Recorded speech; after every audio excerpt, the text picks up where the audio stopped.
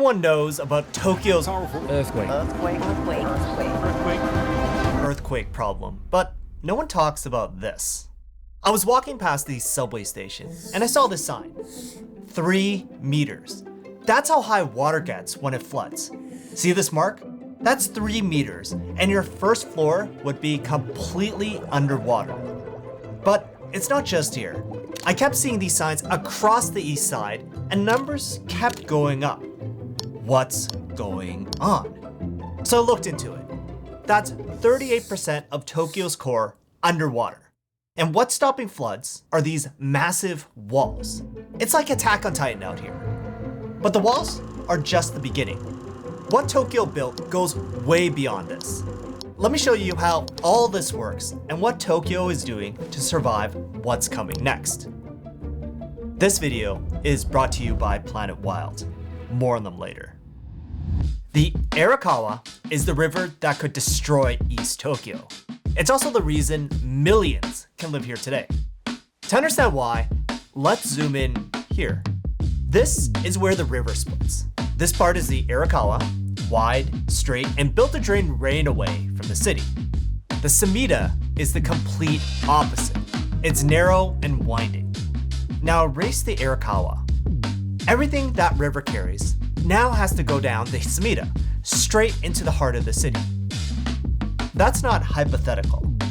That's what Tokyo looked like 130 years ago. And as a result, the city constantly flooded. And this was getting expensive due to urbanization. Tokyo for years begged the federal government for funding to fix this, but we're told there's no money. That is until 1910, when a hurricane wrecks the region. Water covered an area 3 times the size of Tokyo. Over 1,300 people died. Suddenly, there was money. Tokyo built a massive channel 22 kilometers long that carved a completely new path to the sea. Construction took 13 years and 3 million workers. This new floodway could hold 3 times the volume of the Sumida River. And to stop the downtown from drowning, a floodgate was built. When it's calm, the gate stays open to allow water to flow down both paths. But when a storm hits, the gates close, which diverts water away from the city. In 1924, the Arakawa floodway opened. For the first time, Tokyo's east side was safe enough to build on. Hundreds of thousands moved in on the promise that one channel would hold back the water. 23 years later, that promise was tested in 1947 by Typhoon Kathleen. Once again, over 1,000 people died. Up here, the banks of the Tone River collapsed and the water poured across the plains. For 2.5 days, it kept moving south, destroying 100,000 homes. But the Arakawa River held. The floodgates closed, the water went straight to the sea, and the core and east side suffered only minor damage. Here's what could have flooded if the Arakawa River was never built. The government office who made this simulation said this: if there's no Arakawa, Japan's economic development would look completely different today. But Tokyo almost didn't make it. The water rose a full meter past what the floodway was designed for. And these walls, they're made of dirt. That's a problem for the obvious reason. But there's another invisible way these fail. When water rises past what the wall was built for, it saturates the soil from the inside out and causes the dry section above to collapse. The Japanese government built a model to show this. Everything looks great until it suddenly falls apart. From the side, you can see how the soil is getting soaked through until the dry top just slides away. That almost happened in 1947. So what did Tokyo do about it? I went to find out. Starting at Higashi Ojima Station, the plan was to jump on a bike and ride to the levee inside the flood pit where the deepest flooding can happen. Pardon the janky footage, I had equipment break and this taped on drone was my horrible bike setup for the day. I soon arrived at the lock, and this is where boats could get access to the inner river from the Arakawa. Just discovered we can go upstairs. Let's get a better view as we go up. Okay, one last set of flight of stairs. We made it. Oh. The drone shot I wanted, but I could not get. Finally. Looking south, it was all in front of me. How big the Arakawa River actually is, and my first full glimpse of what decades of improvement looked like. You see, after 1947, Tokyo spent 60 years making the river wider, deeper, and the walls taller. By 2010, it could hold double its original capacity. They also started to waterproof the surface, and drains were added to reduce the amount of water that gets into and stays inside. Let's go see these new and improved walls. This is what living right next to the river looks like. You're constantly staring at a deep, grassy wall. Not so bad, right? At least the upper floors can see out. Nope.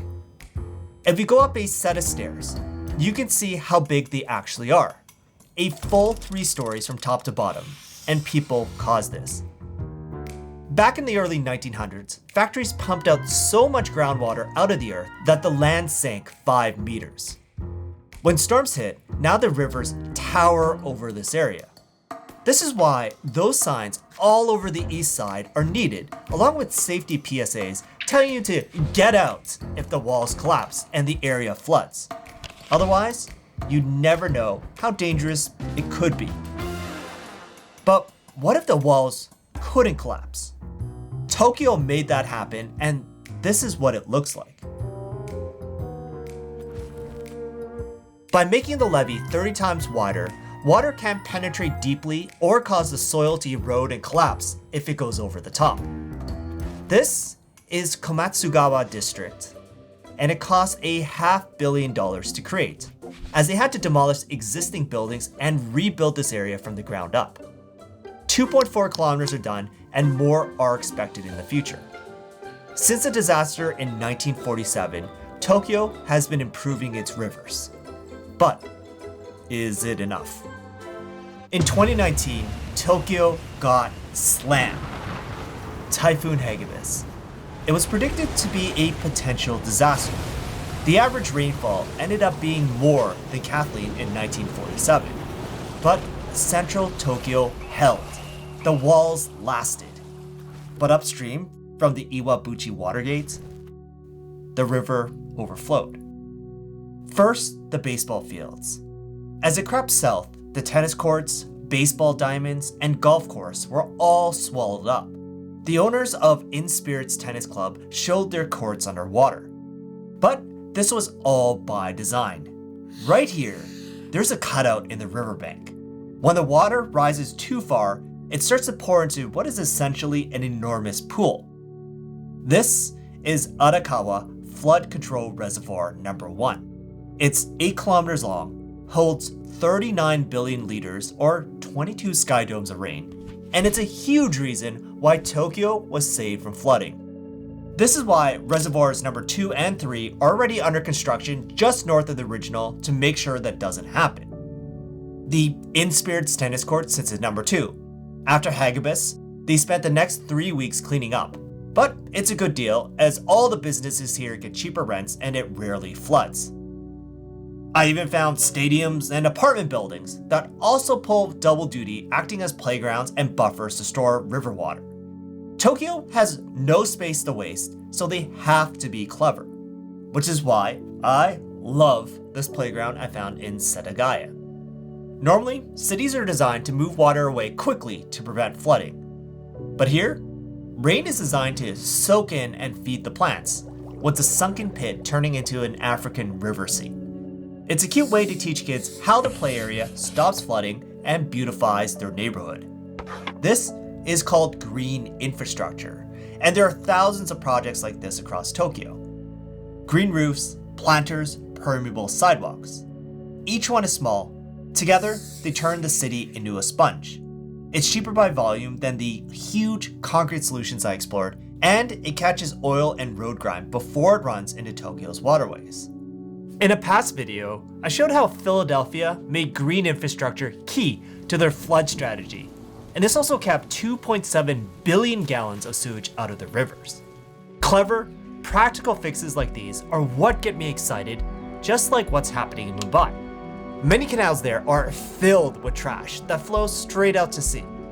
My friends at Planet Wild funded floating barriers to trap this garbage before it reaches the ocean, then hauled it out and recycled it. They are an organization that crowdfunds ecosystem restoration projects. Every month, over 20,000 members pool their resources to fund a new mission, from restoring forests to saving elephants to protecting entire landscapes. I'm on the water about 30 days a year, canoeing and sailing. Once you spend that much time on rivers and lakes, you can't unsee what washes into them. That's why I became a member of Planet Wild. And what surprised me are their videos. They film every mission, post it on YouTube within 30 days, and they're genuinely entertaining and educational. Plus, as a member, I can quickly see where my money goes, and 85 cents of every dollar raised goes directly towards missions. If you want to make a difference, consider joining me in supporting Planet Wild. You can give whatever amount, big or small, every dollar counts. The first 100 people to sign up using my code Andrew4 will get their first month paid by me. Just scan this QR code or click the link in the description. You can cancel anytime. Check out their Mumbai mission, I'll link it below. Now let's get back to how flood infrastructure keeps Tokyo safe. Since opening in 1924, the Arakawa floodway in Tokyo has never been breached, even if other less protected areas upstream did. Since then, Tokyo has put billions of dollars to prevent flooding. Without this, Tokyo would be limited to the west side on what's called the Musashino Cliff. Instead, $1.1 trillion of assets and 8.2 million people can peacefully live on the floodplain today. But Hagibis pushed the system to the max. If the levees break, worst-case simulations put the death toll at 4,500 dead and $610 billion in damage. Tokyo knows this. They produced a documentary showing exactly what would happen. It's mayhem and disruption. And then it gets worse as the water goes underground into Tokyo's subways. Here's the problem. They're all interconnected, and water can flow from one tunnel to the next. Here's the worst situation if the levee fails up the Watergate. At 3 hours, it's a handful of stations. But then, at 9 hours, it's invaded 2 other stations and water is moving fast. By 15 hours, nearly every subway line in the city is filled with water. So, Tokyo built a second set of walls. Let's go to Shibuya and check it out. Take a look at this subway entrance. Notice anything? It sits a few steps above street level. That alone keeps out a surprising amount of water. But wait, there's more. These slots on the side let station workers add even more protection. In an emergency, staff pull aluminum panels from storage and slide them in. They stack, one on top of the next, building a wall across the entrance in minutes. Others are cleverly hidden. Check out the floor. See those lines? They're flood panels. Station workers can unlock these, and when raised, become a flood wall in minutes, protecting the subway and shopping plaza below. Awesome. This works great for less flooded areas, but that's useless when a building is under 10 feet or more of water. So, I went to a station inside the flood pit to see what they're actually using. This is Ojima Station. At first, it looks like every other station. But when you see the sides, those are steel doors, and they're massive. I found footage of a similar door being sealed.